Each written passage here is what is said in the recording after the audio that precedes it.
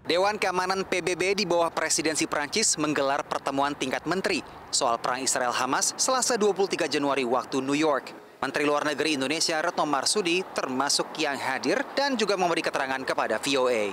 Ada juga 23 Menteri Luar Negeri yang hadir pada saat ini, antara lain tadi Prancis jelas, Rusia, Slovenia, Norwegia, Swiss, Austria, Spanyol, Hongaria, Turki, dan lain sebagainya.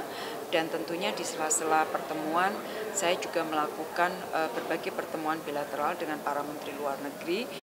Menlu juga menyoroti penolakan belakangan dari pihak Israel soal solusi dua negara. Beberapa kali Dewan Keamanan PBB mengeluarkan resolusi yang menyebut mengenai masalah two-state solution, dan kita juga lihat begitu statement itu ada, saya kira hampir semua negara di dunia itu menyampaikan dukungannya terhadap two-state solution, termasuk yang baru-baru ini dilakukan oleh Amerika Serikat. Isu pemerintahan di Gaza selepas perang dan solusi dua negara membuat Israel berseberangan dengan Amerika Serikat yang di bawah Joe Biden juga menginginkan solusi dua negara.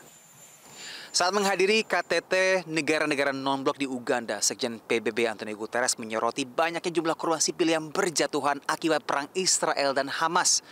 Menurut Sekjen PBB, penolakan terhadap solusi dua negara tidak bisa diterima karena hal ini berarti semakin memperpanjang konflik yang mengancam keamanan internasional. Sebagian tokoh di Amerika Serikat kini juga menyaksikan solusi dua negara. Regardless of how popular it is, the reality on the ground is the two-state solution is dead. Something has to be done for the Palestinians. They've been abused. They've made into a weapon against Israel for 75 years now. That hasn't gotten anywhere. But the idea that you're going to reconstruct Gaza and build a state on that, I think defies reality.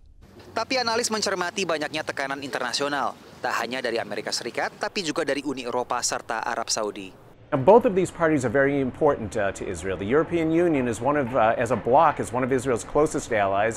It's Israel's most important and biggest trade partner. Saudi Arabia, meanwhile, has been offering the possibility of full normalization with Israel. That's something that has been high on Prime Minister Benjamin Netanyahu's wish list for several years now. The Saudis say there will be no normalization. They also say they will not contribute to the reconstruction of Gaza after the war unless Israel agrees to this concept, this pathway toward a two-state solution. Pengamat mencermati isu solusi dua negara bisa kembali memecah pemerintah koalisi Netanyahu, terutama anggota kabinetnya dari sayap ekstrem kanan yang sama sekali menolak Palestina merdeka. Dari markas PBB di New York, Randy Wicaksana dan tim VOA.